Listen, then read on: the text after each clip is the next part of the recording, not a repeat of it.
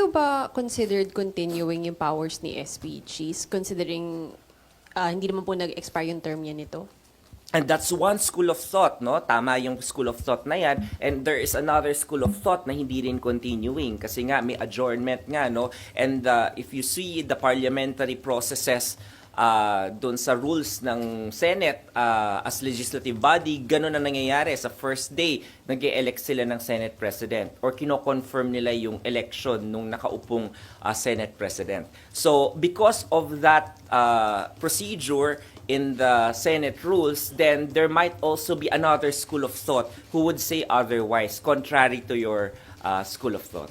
So yun yung ayaw na nating mapagdebatehan pa pagdating ng convening on July 29. Kasi gusto na nating kung ano na lang yung mga urgent matters na nakahain, katulad ng pag-join ng issues already na sinasabi rin ni Congresswoman De Lima, no? Na-joined na yung issues. So, dahil joined na yung issues, then the impeachment court can already proceed and act accordingly based on the next steps in the process. Sir, so the earliest that the new senator judges can take oath ay July 29, sir, after maka-elect ng July 28, whether or not sa SPGs yun? Tama po, kasi alam na po naman natin na yung July 28 is just a ceremonial opening of Congress. Medyo busy yung mga senator judges doon at saka yung ating House din. So, only after that maaaring mangyari yon.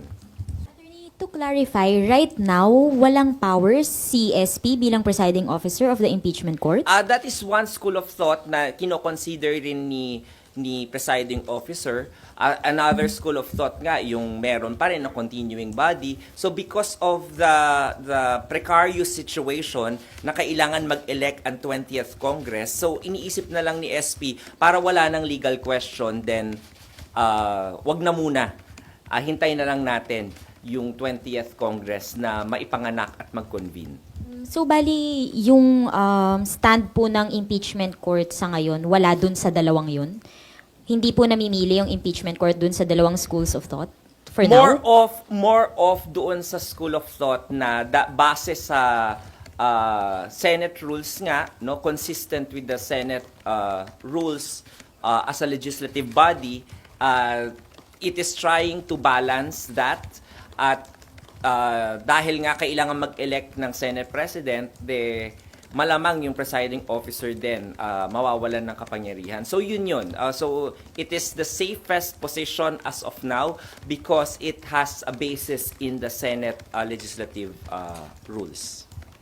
Attorney. However, sabi ko nga sa inyo, no, this is an ongoing conversation with the public. So lahat naman po ng senator judges, no, whether they like it or not, nakikinig naman po yan at nagmamonitor po. So lahat po ng mga legal theories, lahat ng mga comments and opinions ng iba't ibang mga abogado at saka mga constitutionalists, kino-consider naman po yan. So if the people will be able to proffer persuasive argument towards the convening or swearing in earlier, siguro makonsider yun. But as of now, the presiding officer would like to err on the side of safety and consistent with the spirit behind the Senate legislative rules.